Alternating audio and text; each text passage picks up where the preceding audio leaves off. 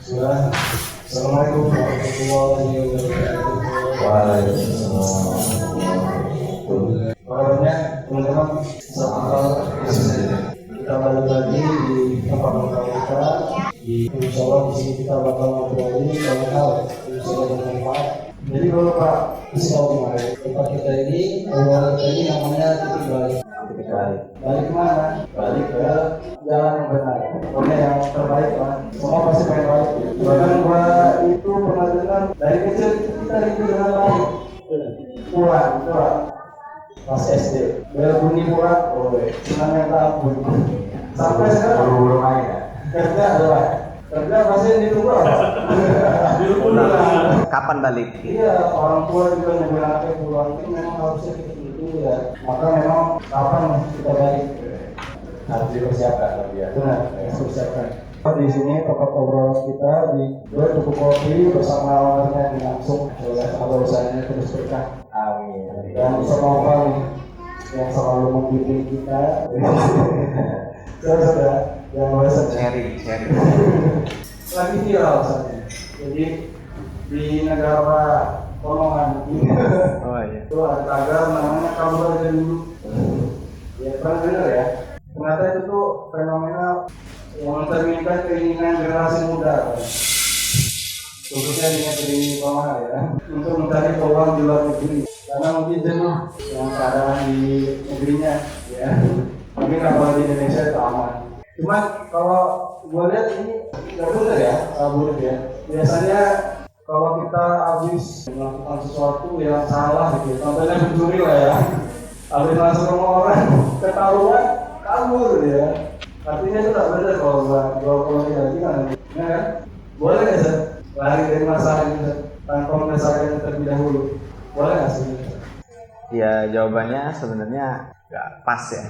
Kalau kita lari begitu aja, bukan seperti itulah seorang mukmin ya. Seorang mukmin itu kan dia harusnya lebih tawakal ya, dengan cara bukan pasrah. Jadi tawakal itu bukan pasrah, bukan dia kalah dengan keadaan, ya udahlah nyerah aja gitu ya.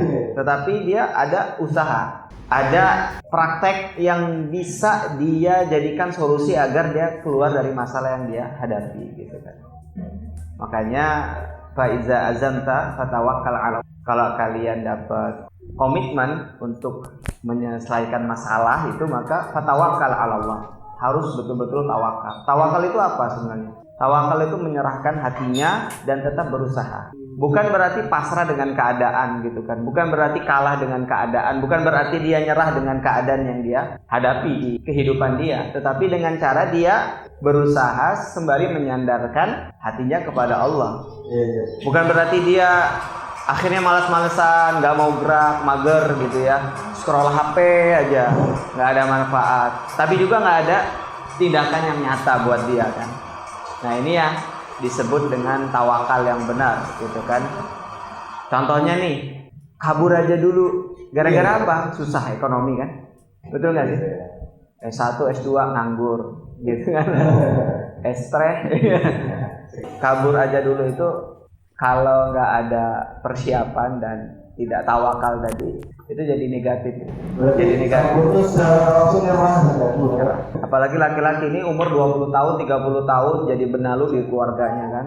Masih minta jajan, masih minta makan, masih minta kuota.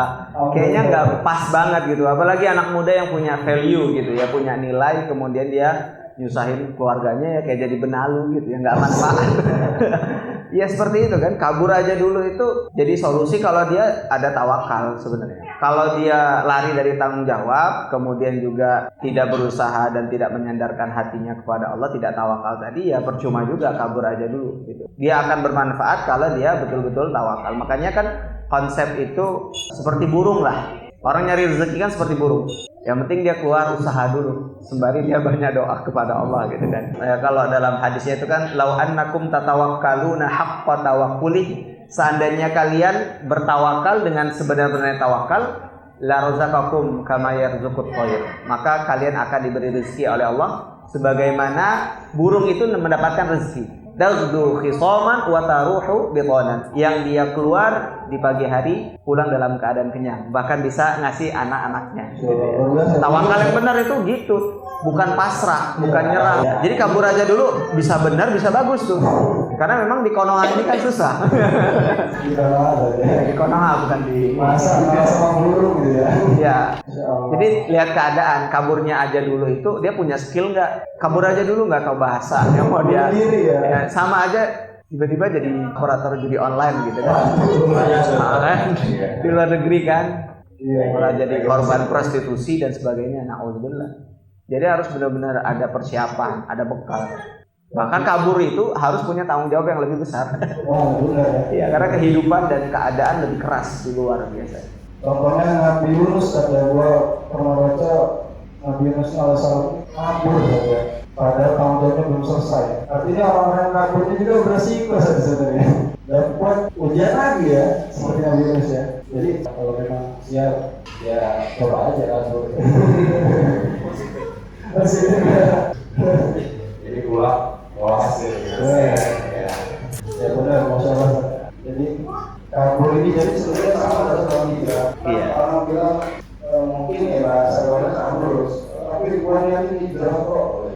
Tapi sebenarnya memang kok kabur juga sama bahasanya. Dalam satu boleh kasih yang nama-nama bahasa itu dijadikan dengan nama buruk. Kabur itu kayaknya salah. Kabur juga kita. Jadi kayak iya, soalnya kan orang itu ada tanggung ya kalau kata yang lain gitu, kalau pakai yang ada, kamu sama nanti ya kayak hijrah, kalau orang hijrah tahu sama kamu ada di rumah aku, kalau dia masih ya masa boleh gitu, boleh sebenarnya kebaikan di buku selalu kita bisa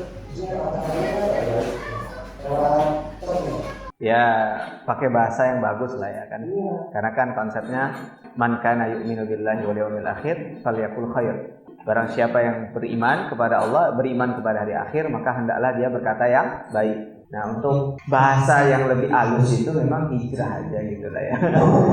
Al-muhajir man hajara ila taatillah. Orang yang berhijrah itu orang yang berubah menjadi lebih baik, lebih taat. Yang tadinya maksiat berubah taat, yang tadinya preman jadi beriman.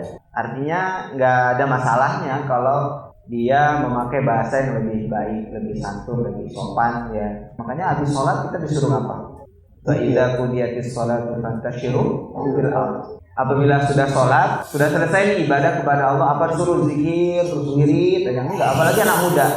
Makanya fantashiru fil ardh, bertebarlah di muka bumi, wabtaghu min fadlillah, cari sebagian karunia yang telah Allah berikan kepada manusia. Artinya kita disuruh nyari rezeki, disuruh kita nyari sesuatu yang bermanfaat untuk kehidupan kita dunia dan akhirat. Jadi nggak ada masalahnya kalau kita itu betul-betul berusaha, kemudian dengan bahasa yang bagus lah ya, bahasa hijrah atau bahasa apa tuh bahasanya? Ya kabur aja dulu ya kalau zaman sekarang ya. Tapi yang positif gitu. Pemuda ini memang harus selalu berusaha. Iya. Karena benar-benar sebenarnya pemuda itu orang tuanya udah lepas tanggung jawabnya itu gimana bahasanya? Iya. Gak boleh lagi minta dibilang gitu ya. Berarti dia kalau boleh sendiri lah. Saya udah mulai ada makanya peluang kita dia harus ngomong sambil terus ya. Kemarin kita itu benar-benar muda ya. Karena ya itu menyebut semua orang yang setelah beribadah itu pandai syukur viral.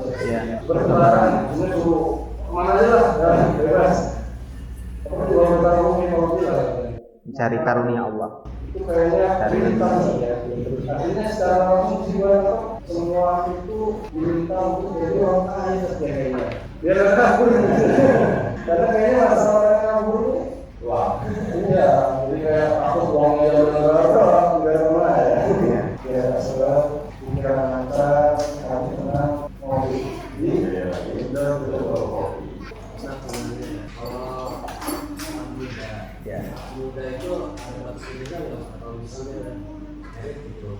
Ada batas umurnya.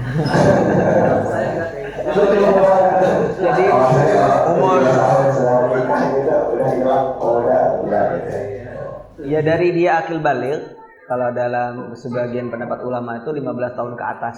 Makanya kan sebenarnya konsep mukmin itu wala yazidu umruhu illa khairan. Tidaklah bertambah umurnya melainkan bertambah kebaikannya. Fatawakkal 'ala Allah in kuntum mu'minin. Hendaknya kalian bertawakal kepada Allah jika kalian beriman. Jadi tawakal itu bukan sunnah, wajib. Itu kental iman banget ya. Jadi kalau lagi yang gue bilang kemarin ya, kalau nggak belajar kayaknya berat gitu. Tawakal itu karena hubungannya memang benar-benar dengan iman nggak bertambah juga kalau nggak belajar. Apa banget memang harus terus belajar. Cuma tadi ya, ini kan sebenarnya orang-orang yang kabur ini lari dari mana saja sebenarnya. Biar orang-orang ini jangan kabur amanah nih gitu. Apa yang bikin mereka ini terus bertahan gitu, berjuang dulu. Jangan kabur, bahkan buat perubahan. Bagi pemuda kabur, gimana? Berikan aku si muda di tahun dunia. Kalau orang muda yang kabur, apa yang dibutuhkan? Ya gimana? Ya sebenarnya mereka kabur itu karena mereka kurang sabar.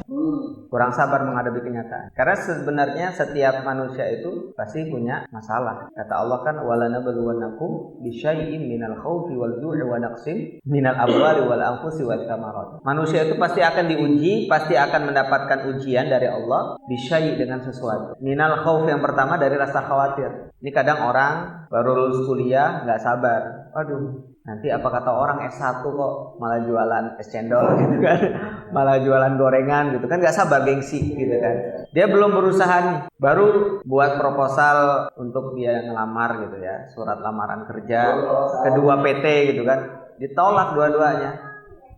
Malu, menyerah gitu kan, nggak sabar dia. Padahal masih ada waktu, masih ada kesempatan. Wa naqsi minal amwal, dia kekurangan harta, dia ada rasa takut gitu, nggak punya harta. Normal sih. Manusia semua akan diuji dengan rasa khawatir. Tapi kata Allah apa? Wa basyiris sabir. Berikanlah kabar gembira bagi orang yang sabar. Sabar itu apa? Ya sabar itu bukan berarti menerima keadaan, diem, nggak kerja, nggak usaha, nggak doa, nggak keluar rumah, itu bukan sabar. Ya. Orang yang sabar itu orang yang berusaha. Makanya kata Allah itu wa basyiris sabirin, berikanlah kabar gembira bagi orang yang sabar. Siapakah orang yang sabar?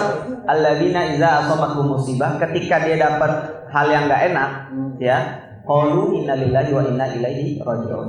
Dia mengatakan sesungguhnya kami milik Allah dan kami akan kembali kepada Allah. Dan itu bukan hanya ketika ada orang mati. Ini ada orang mati nih baru baca innalillahi wa inna ilaihi raji'un. Kemudian selesai dia kuliah, ditolak kerjaan dari tempat kerjaan yang dia mau lamar, itu dia harus mengucapkan innalillahi wa inna ilaihi raji'un.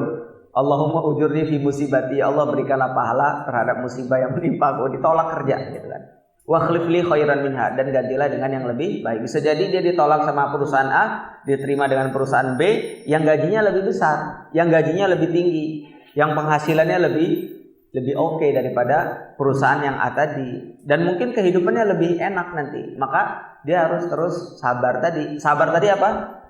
Meyakini bahwa semua milik Allah dan semua akan kembali kepada Allah. Ya, itu sabar. Orang yang sabar itu orang yang bukan hanya mengucapkan dengan lisan innalillah, semua milik Allah, wa inna ilaihi raji'un, semua akan kembali kepada Allah, tetapi dia masuk di dalam hatinya, dalam pikirannya, dan diamalkan dalam usaha dia, dalam kegiatan dia. Ya.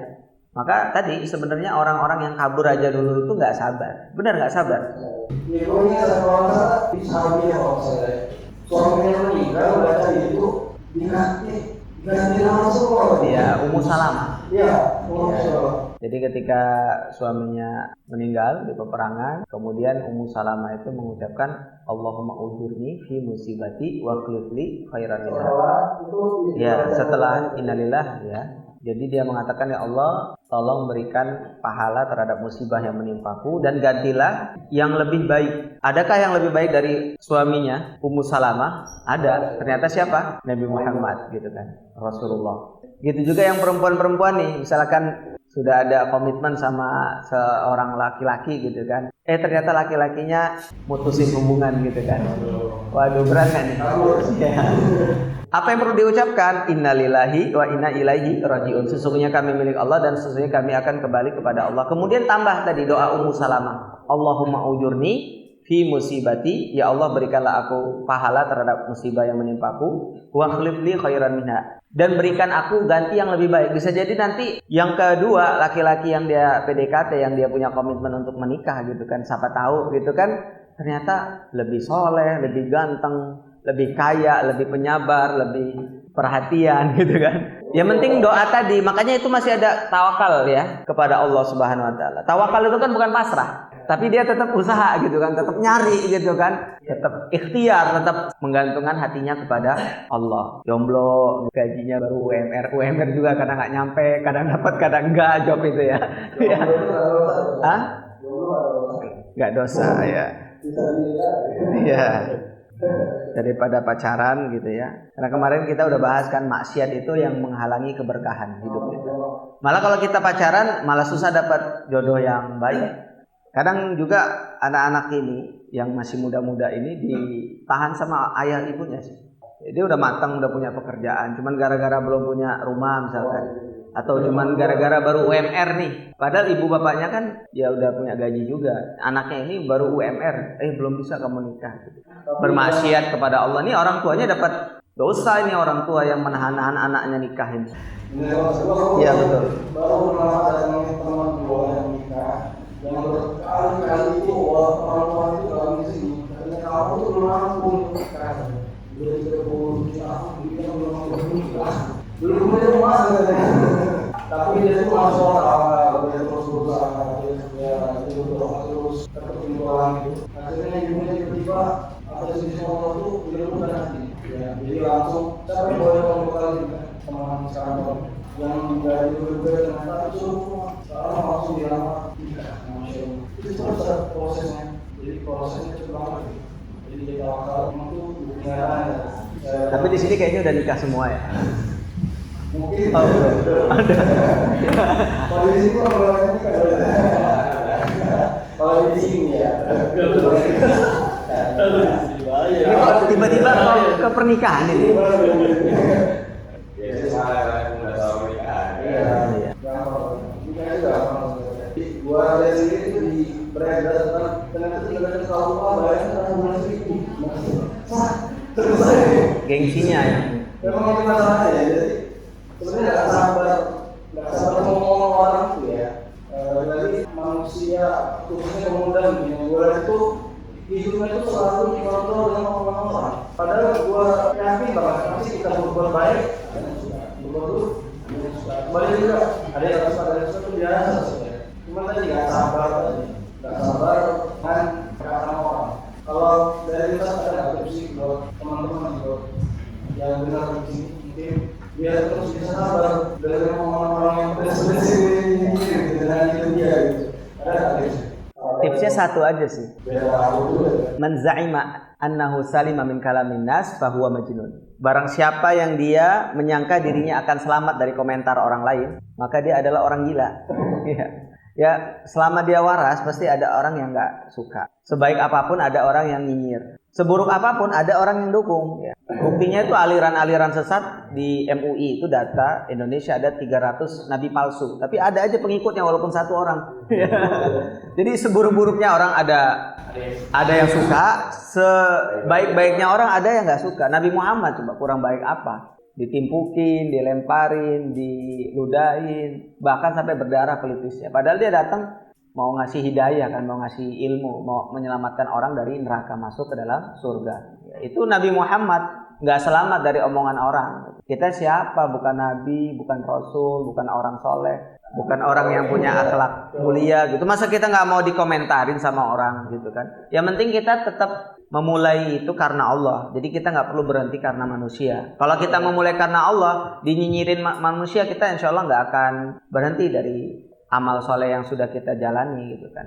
Nabi Muhammad itu ketika itu posisinya luar biasa, udah fokus banget sampai akhirnya didatangi biasanya malaikat Jibril dan malaikat menjaga gunung ya Pak, masalahnya kayak film bohong gitu ya, jadi datang nih udah bilang katanya apa ya katanya wahai Muhammad SAW, kalau kamu mau bisa amankan turunkan semuanya nih penduduk ini yang dalam rumah tadi, yang menolak kamu tadi, termasuk makanan juga. Kata Nabi Muhammad, jawabannya itu gue dengar perkataan itu ini gitu. Nabi Muhammad bilang apa itu? Makanya yang kejadian itu kan, itu nggak bisa dialami oleh kita, hanya dialami oleh Nabi Muhammad SAW. Nabi Muhammad itu udah ditawarin tadi kan, ya Muhammad, saya balikkan ini Jabal Abi Kubais sama Jabal Qaiqi'an, ada 2 gunung.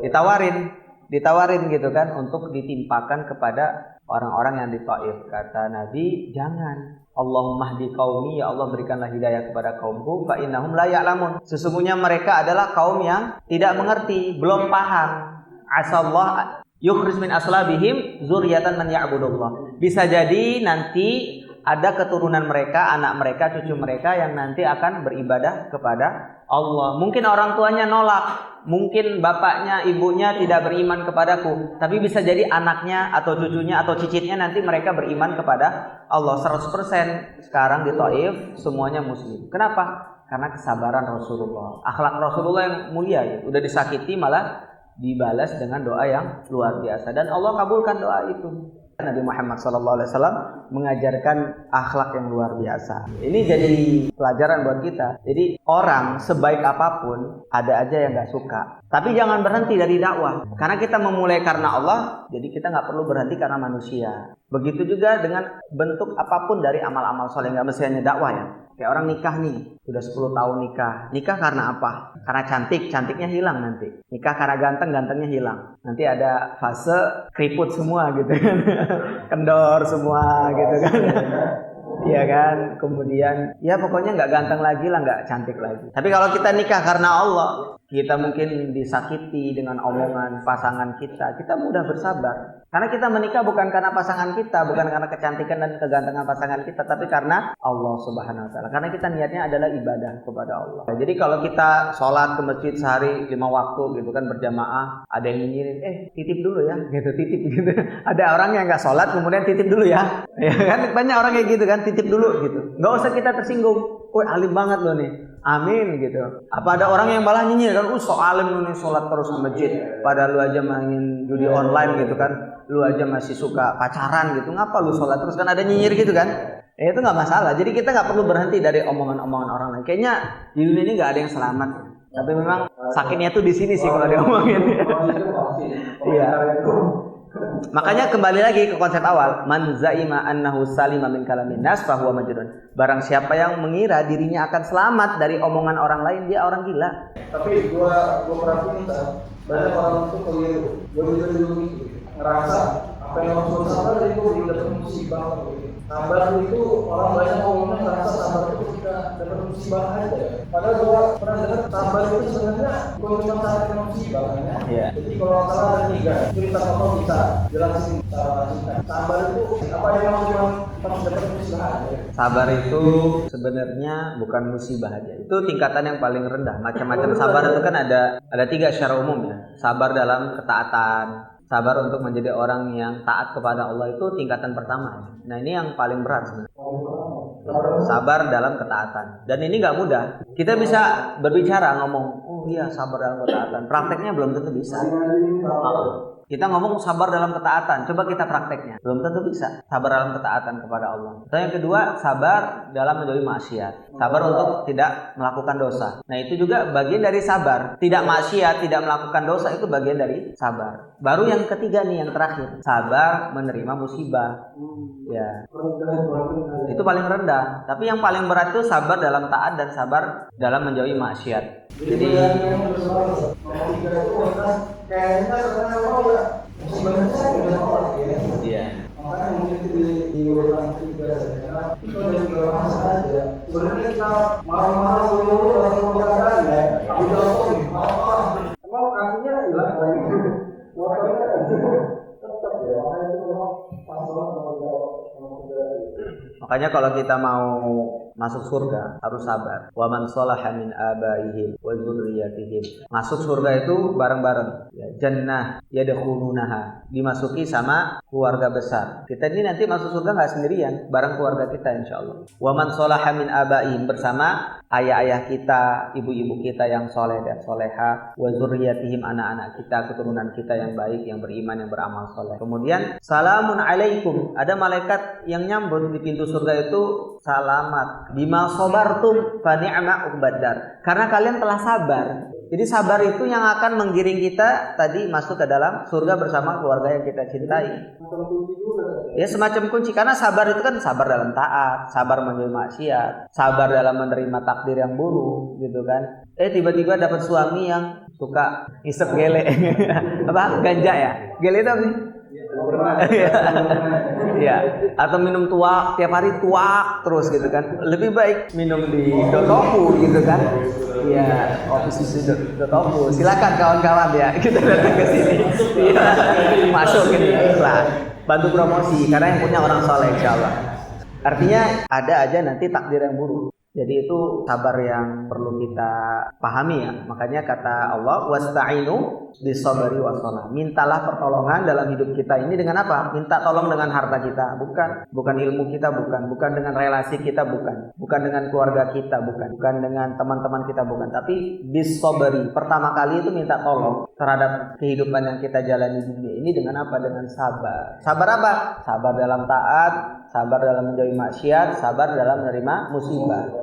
Jadi minta tolong kepada Allah itu dengan sabar dulu. Wasta'inu bis-sabri was-shalah. Baru dengan sholat. Jadi amalan hatinya sabar dulu, yang kedua baru sholatnya, itu amalan jasadiyahnya, amalan lahiriahnya, batiniyahnya dengan sabar, jasadiyahnya dengan sholat. Innallaha ma'as shabirin. Sesungguhnya Allah bersama orang-orang yang sabar. Ini kalau Allah udah bersama kita, siapa yang bisa ngalahin kita? Mau presiden selesai kalah itu. Wallahu yuhibbus sabirin. Oh, cinta bukan hanya Allah bersama orang yang sabar, tetapi juga Allah cinta bersama orang-orang yang bersabar tadi. Kemudian innama yuwaffas sabiruna ajrahum bighairi hisab.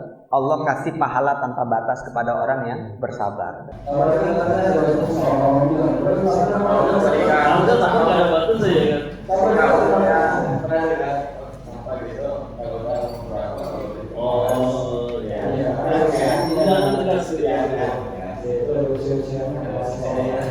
Jadi sabar itu bukan berarti membiarkan keburukan. Kita itu diminta untuk minta tolong kalian itu bisa sholat. Jadi dengan sabar dan sholat. Berarti kan sholat ini berarti tidak boleh masuk dari orang sabar. Makanya kemudian juga sabar itu ibaratkan pahala. Pahala ya. Kalau orang pahala gimana dalam sholat? Artinya memang sholat itu luar biasa butuh kesabaran, dan buat orang itu mau sholat kita luar biasa kita sabar ya. Apalagi orang yang belum sholat, misalnya memang luar biasa memulai. Salah satu tujuan dari sini itu ya. Saya terima kasih kepada teman-teman semua yang dengar. Artinya di sini memang kita belajar khususnya tadi biar bisa sabar dan mau sholat. Karena dalam sabar juga dalam sholat itu juga gitu. Tapi nggak punya sabar. Iya, itu banyak banget. Boleh orang sholat itu benar-benar pakai sama aja. Boleh itu kemudian berburu ya. Kadang juga bajunya pendek ya kan? Iya. Pakai celana jeans, bajunya pendek. Pas ruku kelihatan celengan. Ada celengan. Mau tak masukin koin. Iya. Enggak, soalnya saya masbuk, kan sering gitu kan. Kita masbuk, ada orang masbuk juga. Ini kan mengganggu konsentrasi. Padahal syarat sah sholat itu salah satunya nutup aurat ya. Nih ya, ini anak-anak fikih nih ya. Dasi fikih nih. Ya, Masya Allah. Gitu kan. Makanya kan banyak masjid-masjid sekarang nyediain rompi gitu loh. Kayak di Al-Hikmah itu disediain rompi. Iya kan? Atau di masjid-masjid mana gitu disediain rompi. Jadi orang-orang yang musafir atau lalu lalang jalan gitu kan, pakaiannya santai gitu, bajunya pendek gitu kan, yang laki-laki nih. Kalau perempuan kan mungkin mukena aman gitu. Ini laki-laki biasanya nih yang kelihatan celengan tadi kan. Ganggu bener itu. Boleh coba, dicoba aja. Kalau kan sadar agak lain. Tapi kan kebetulan juga memang ya Itu harus dikasih tahu itu. Bisa setelah sholat langsung kasih tahu. Tapi dengan cara yang baik gitu kan. Kan man ra'a minkum munkaran falyughayyirhu biyadihi. Kalau kalian lihat kemungkaran, maka ubahlah dengan tangan kalian, dengan kekuasaan kalian. Fa illam tastati fa bilisani. Kalau nggak sanggup melihat kemungkaran ya, dengan tangan kita ubah, kita nggak sanggup, maka dengan apa? Dengan lisan kita. Fa illam tastati, kalau nggak sanggup dengan tangan kita, dengan kekuasaan kita, dengan lisan kita, fa biqalbi, maka dengan hati aja. Udah ingkari aja, celengan itu gimana sholatnya gitu. Mati aja gitu. Nah itu cukup ya, dengan hati itu yang paling rendah ya, paling lemah. Fadzalika adhaful iman, itu adalah tingkatan iman yang paling rendah. Itu jadi negor orang itu dengan cara yang baik, itu sabar, itu bagian dari sabar. Dan sabar yang paling tinggi tadi, sabar dalam taat kepada Allah Subhanahu wa taala. Ya. Jadi memang masalah pokoknya memang kalau belajar dulu itu nggak pas. Kemudian memang solusinya harus sabar. Tapi kalau memang gimana kita bisa berusaha awal, kemudian dengan ilmu tadi ya.